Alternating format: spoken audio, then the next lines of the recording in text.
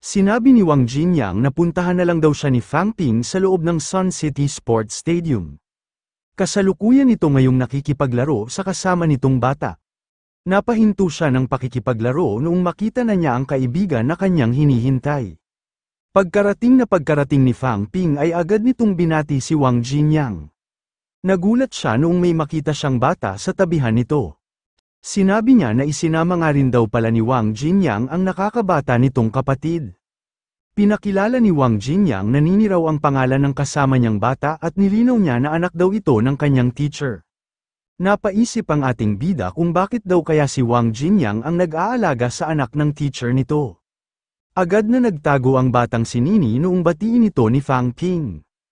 Naisip ng ating bida na may pagkasuplada raw ang batang ito. Mas cute pa nga raw dito ang pasaway niyang kapatid.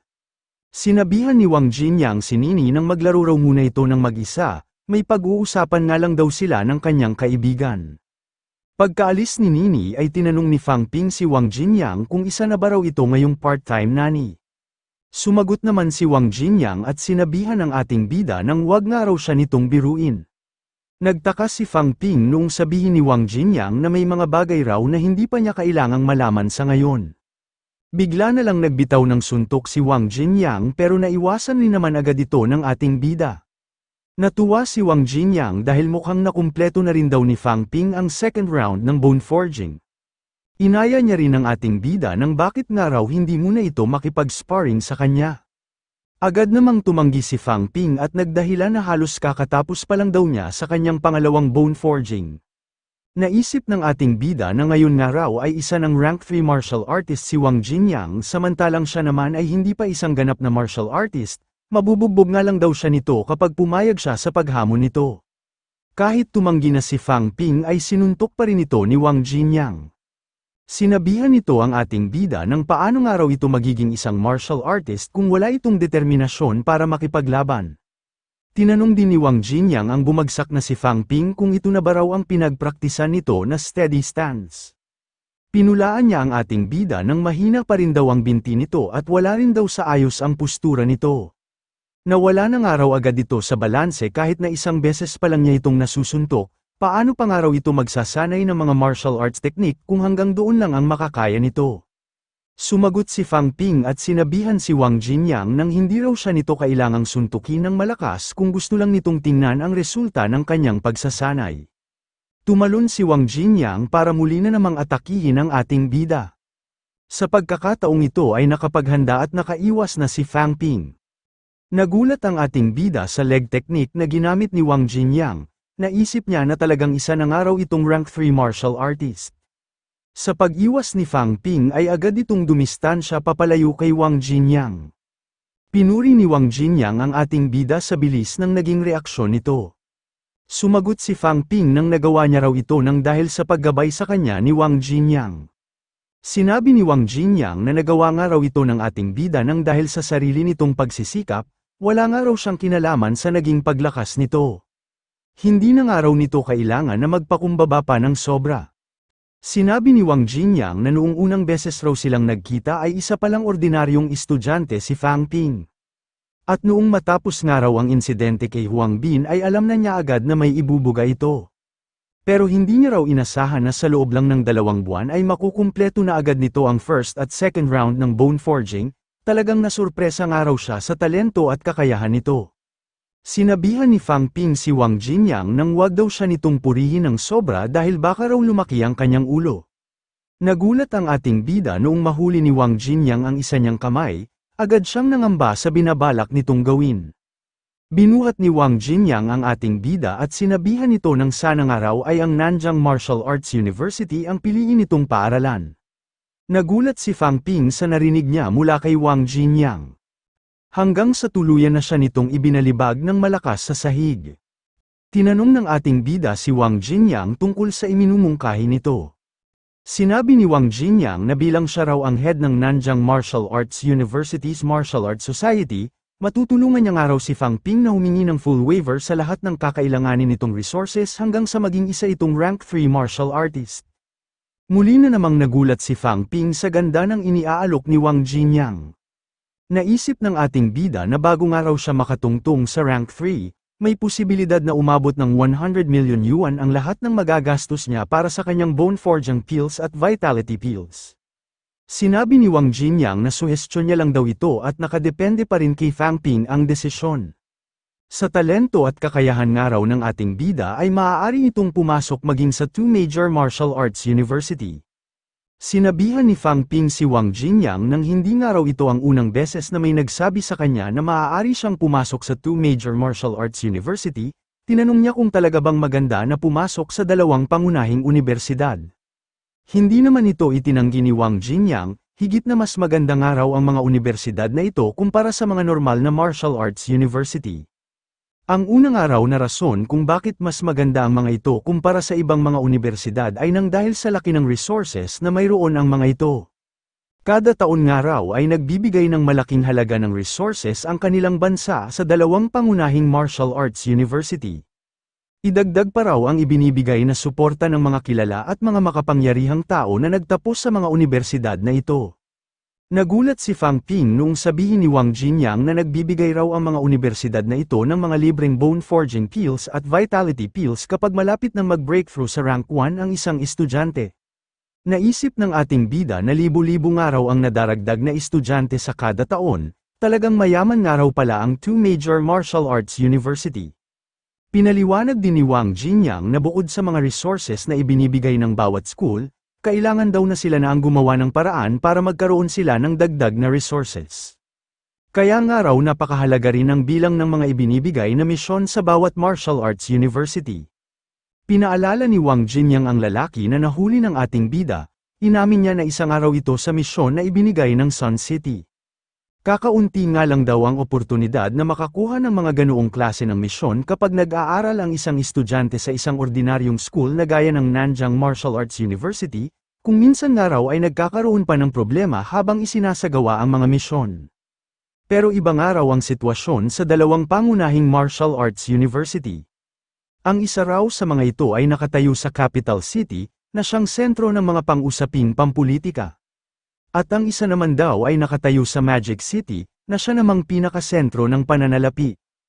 Napakalaki nga raw ng mga lungsod na ito kaya napakaraming misyon ang makukuha mula sa mga ito. Basta nga raw may taglay kang kakayahan ay makakakuha ka doon ng maraming reward. Nagulat si Fang Ping noong sabihin ni Wang Jinyang na bukod daw sa mga sinabi niya ay may pangunahin pang rason kung bakit marami ang naghahangad na makapasok sa dalawang universidad. Higit na mas mataas nga raw ang kalidad ng pagtuturo sa mga universidad na ito kumpara sa mga normal na martial arts university. Pinaliwanag ni Wang Jinyang na kailangan daw ay hindi bababa sa rank 3 ang isang martial artist para makapagturo sa Nanjing Martial Arts University at rank 4 naman daw ang kailangan para maging isang teaching advisor. Ang mga rank 5 naman daw pataas ay ang mga maaaring maging school leader. Dito nga raw lalabas ang kalamangan ng dalawang pangunahing universidad nang dahil sa taas ng pamantayan ng mga ito. Sa mga universidad nga raw na ito ay rank 4 ang pinakamababang requirements para makapagturo, pero karamihan nga raw sa mga ito ay nasa rank 5 at rank 6 na. Binanggit din ni Wang Jinyang na sa pagkakaalam nga raw niya ay may 4 na Grandmaster ang Magic City Martial Arts University. Nagulat si Fang Ping sa impormasyon na binanggit ni Wang Jinyang. Hindi siya makapaniwala na may 4 pang tao na kasing lakas ni Grandmaster Ma sa loob ng iisang universidad. Sinabi ni Wang Jinyang na bagaman iba't ibang klase ng benepisyo ang nakukuha sa bawat paaralan, sa kanila pa rin daw nakasalalay kung hanggang saan ang kanilang mararating. Tinawag na ni Wang Jinyang ang batang si Nini dahil uuwi na raw sila. Bago siya umalis ay sinabihan niya muna si Fang Ping nang pag-isipan nga raw nitong mabuti ang gagawin nitong desisyon. Pero sinabi niya rin na umaasa nga raw siya na sana ang Nanjing Martial Arts University ang mapili nitong universidad. Naisip ng ating bida na bago nga raw siya makarating sa rank 3 ay aabuti ng milyon-milyon ang kanyang kakailanganing pera. Mukhang gustong-gusto nga raw talaga siyang papasukin ni Wang Jinyang sa pinapasukan nitong universidad nang dahil sa ganda ng iniaalok nito. Pero ang kabuuang benepisyo nga raw na makukuha sa two major martial arts universities ay ang pinaka-naaangkop para sa kanyang hinaharap. Naguguluhan ng ating bida kung alin nga raw kayang universidad ang kanyang pipiliin. Lumipas ang ilang araw, naghahanda na ngayon ang ating bida para sa kanyang pag-alis. Inaayos na niya ang lahat ng kakailanganin niyang gamit pati na rin ang acceptance notice na ipinadala ng universidad na kanyang papasukan. Tinanong ni Liu Yin ang inihahatid nilang si Fang Ping kung wala na ba raw itong nakakalimutan. Ibinili naman ni Fang Mingrong na tawagan na lang daw siya ng ating bida kapag naubusan na ito ng pera. Sinabihan ni Liu Yin ang nakayakap sa kanyang si Fang Yuna nang magpaalam ng araw ito kay Fang Ping. Alam ng ating bida na nalulungkot ang kanyang kapatid kaya hindi na niya ito pinilit na magsalita. Binilina na lang niya si Fang Yuna nang dapat daw ay maging mabait at masunurin ito sa bahay. Nagpaalam na ang ating bida noong mapansin niya na paalis na ang tren na kanyang sasakyan. Bago makasakay si Fang Ping ay narinig nito ang boses ng umiiyak niyang kapatid. Binilina ni Fang Yuna ang kanyang kuya nang sabihin daw agad nito sa kanila kapag nakahanap na ito ng girlfriend. At nang sa ganoon daw ay maisumbong niya ang lahat ng masama nitong pag-uugali. Kahit naiiyak ay pinagpatuloy pa rin ni Fang Yuna ang kanyang pagsasalita, binilina niya ang kanyang kuya nang lagi daw itong mag-iingat. Medyo napaluha rin si Fang Ping matapos nitong marinig ang bilin ng kanyang pasaway na kapatid. Nagtungo ang ating bida sa Magic City, kilala ang lungsod na ito bilang financial center ng Sino Nation. Higit na mas malaki at maunlad ang lungsod na ito kumpara sa ibang mga lugar. Kahit ang mga ordinaryong tao na walang magandang family background ay maaaring magtagumpay dito depende sa gagawin ng mga itong pagsisikap. Namangha si Fang Ping dahil napakarami na niya agad nakitang martial artist simula nang makababa siya ng tren. Bumati ang isang gwardya at tinanong ang ating bida kung maaari ba raw niyang makita ang identification card nito. Agad naman itong sinunod ni Fang Ping, pero napaisip rin siya kung ano raw ang ginagawa doon ng isang security officer sa babaan ng tren.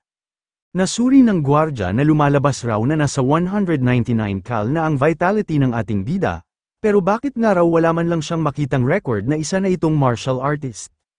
Dahil nga raw doon ay hindi nila ito mahahayaang pumasok sa loob ng Magic City.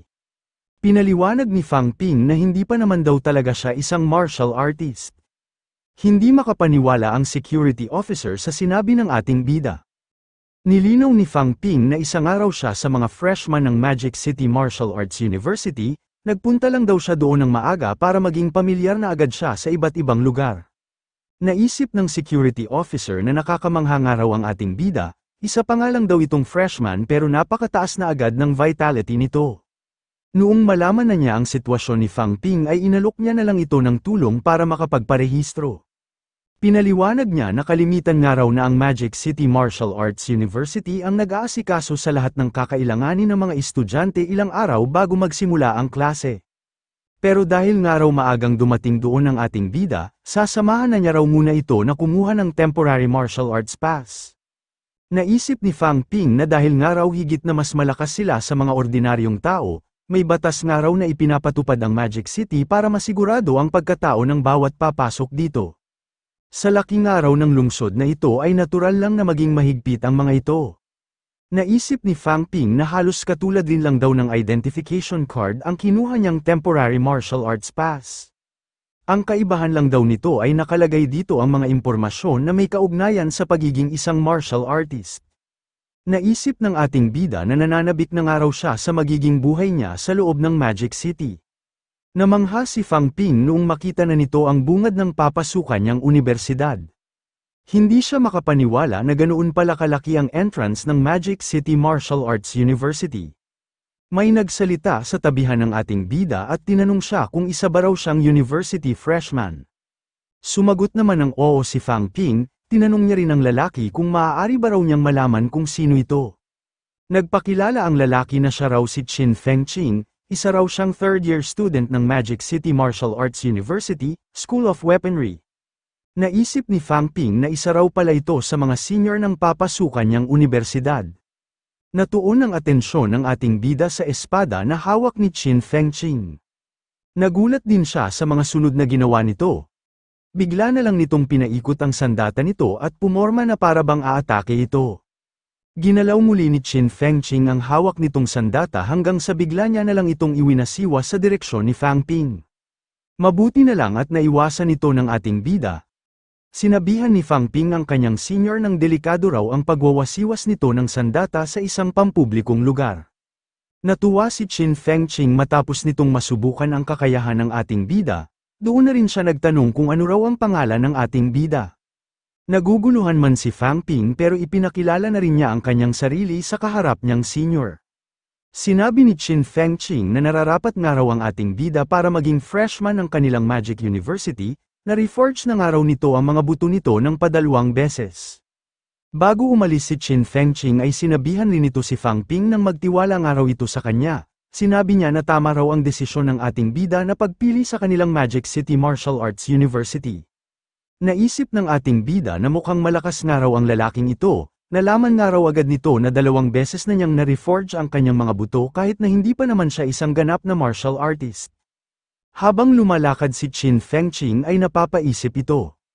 Bakit nga raw parang pamilyar sa kanya ang punto ng pagsasalita ng ating bida, napapaisip siya kung taga saan daw kaya ito.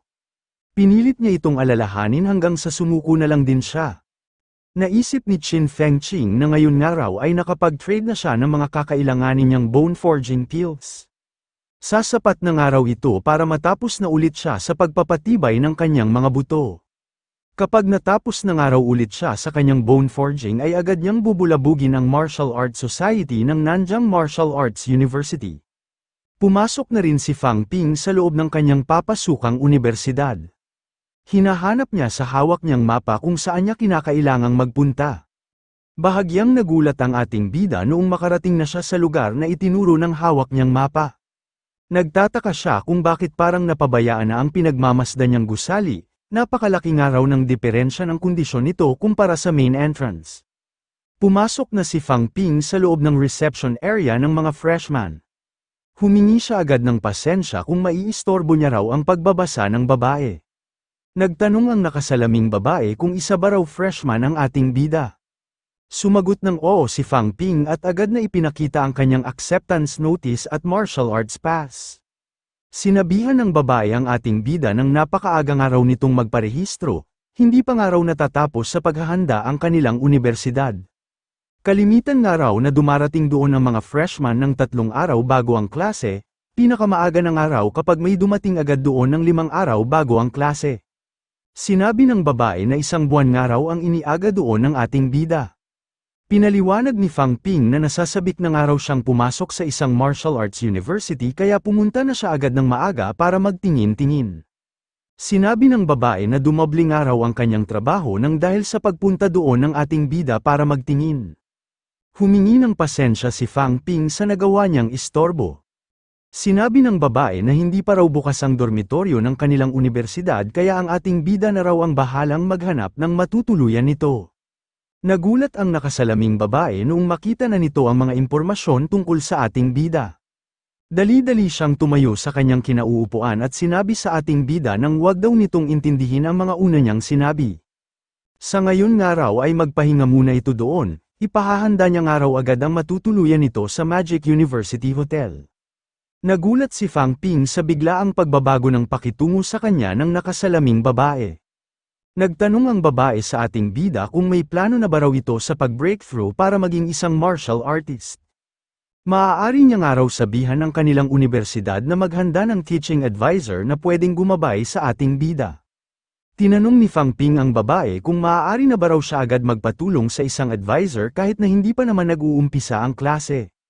Pinaliwanag ng babae na sa kanilang araw Magic City Martial Arts University, ang talento at kakayahan ay may kaakibat na mga pribilehiyo. Malaki nga raw ang potensyal ng ating bida para maging isang martial artist lalo na't nakumpleto na nito ang bone forging ng 2 beses. Kumbaga raw ay isa na ito sa mga genius sa lahat ng papasok na freshman sa kanilang universidad. Kung gusto na nga raw nitong mag-breakthrough para maging isang martial artist ay nakahanda ang kanilang school para bigyan ito ng advisor na magbibigay ng gabay. Naisip ni Fang Ping na marahil ay hindi siya makakatanggap ng ganoong pribilehiyo kung hindi niya ni-reforge ng 2 beses ang kanyang mga buto at kung pinanatili niya lang sa 150 cal ang kanyang taglay na vitality. Napalingon ang ating bida sa dumating na lalaki, pinakilala ng babae na ito raw si Li Chengs, ang manager ng housekeeping department ng Magic University Hotel. Sinabi ni Li Chengs na nagmadali nga raw siya ng pagpunta noong marinig niya na may big shot na dumating doon. Sinabi rin ni Li Chengs na nakakamangha nga raw ang ating bida dahil nakapag-reforge na agad ito ng mga buto ng 2 beses. Nagpasalamat si Fang Ping sa mga narinig niyang papuri. Sinabihan ni Li Chengs ang ating bida nang maaari nga raw itong humingi ng tulong sa kanya habang nananatili ito sa Magic University Hotel. Tinawag ni Fang Ping si Manager Li at sinabi na siya na raw ang magdadala ng kanyang mga bagahe. Pero sinabi ni Li Chengs na wag na raw mag-alala ang ating bida dahil tungkulin niya raw ito. Namangha ang ating bida noong makita nito ang kotse na kanyang sasakyan. Hindi siya makapaniwala na susunduin siya ni Manager Lee gamit ang isang luxury car.